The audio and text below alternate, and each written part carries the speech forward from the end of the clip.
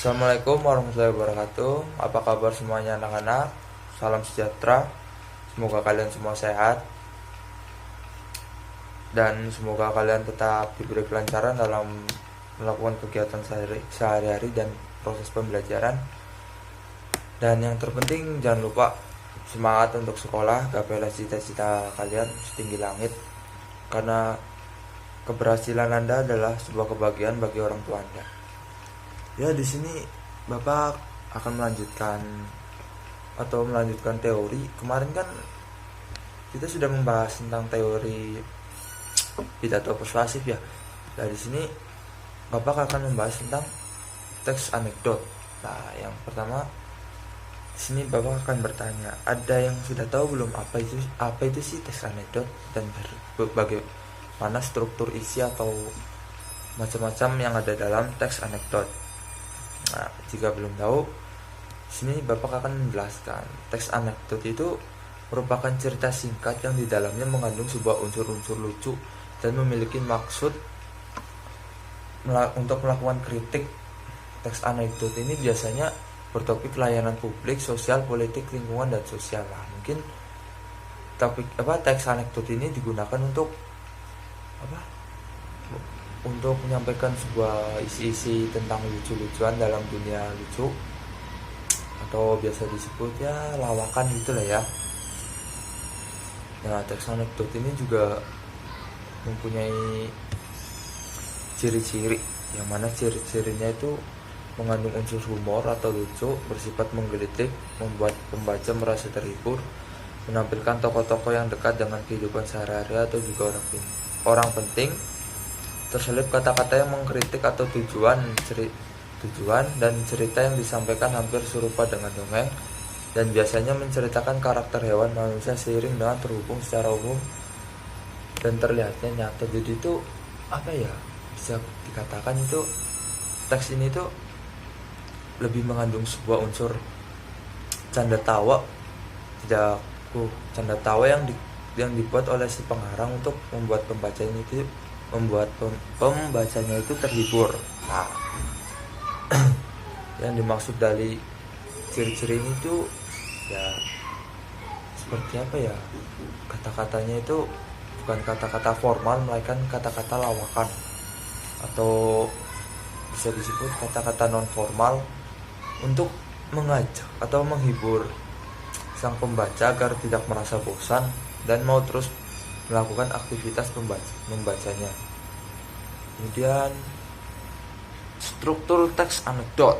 Nah, dalam ini teks anekdot juga mempunyai struktur yang membuat teks ini menjadi lebih rapi dan sesuai, dan serta benar-benar bentuk. Adapun struktur yaitu yang pertama abstrak yaitu biasanya ditaruh di awal paragraf untuk menggambarkan mengenai teks tersebut secara umum agar pembaca bisa membayangkan. Jadi intinya itu sebuah topik dari teks ini tuh ditaruh dalam awal atau pembukaan agar sang pembaca itu mampu berpikir secara jauh atau mampu mencari tahu isi dari teks tersebut.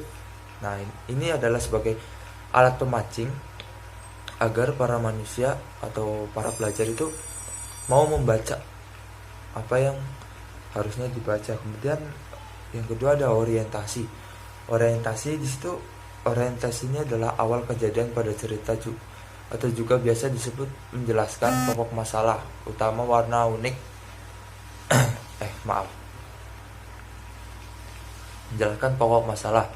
Lah, jadi apa sih yang dimaksud dari orientasi ini tuh? Dalam orientasi ini tuh pendengar mulai menulis isi-isi dari poin penting yang ada dalam cerita atau teks yang akan dia buat sampai selesai.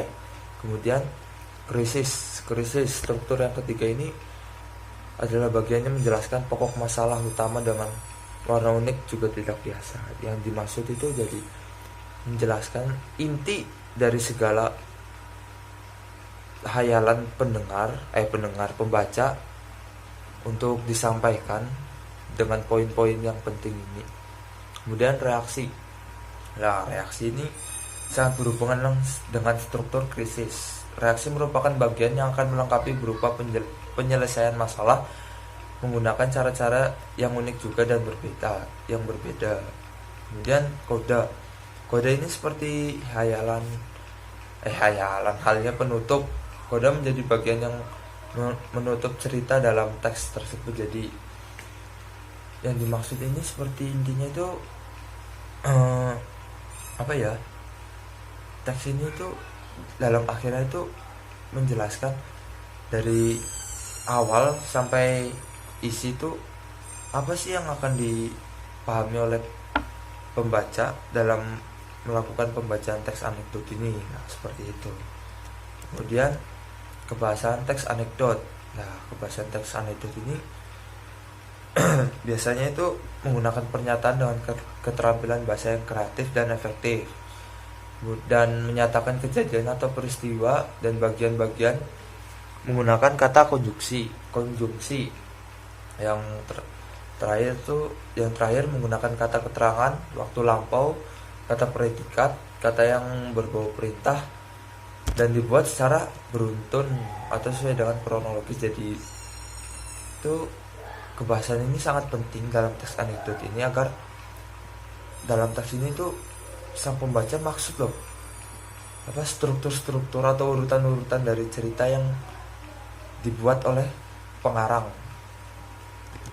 Kemudian tujuan teks anekdot lah, pasti kalian di sini sudah tahu deh ya.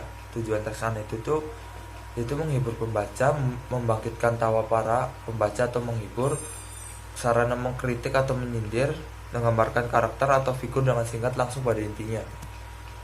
Nah, nanti di sini contoh teks anekdot nanti mungkin akan Bapak lampirkan di atas video ini ya, karena video ini dibuat dengan lurus, tidak landscape, berhubungan dengan HP Bapak yang kurang memenuhi. Ya, mungkin sampai sini saja yang Bapak sampaikan tentang teks anekdot. Jika yang ada yang belum paham akan teks anekdot ini, bisa kontak dengan Bapak atau menemui Bapak, atau bahkan bisa kita mengadakan tambahan kelas untuk lebih mendalami apa sih yang dimaksud dengan teks anekdot itu loh. Ya, sekian, terima kasih. Mohon maaf jika Bapak banyak kesalahan dalam menyampaikan, karena Bapak juga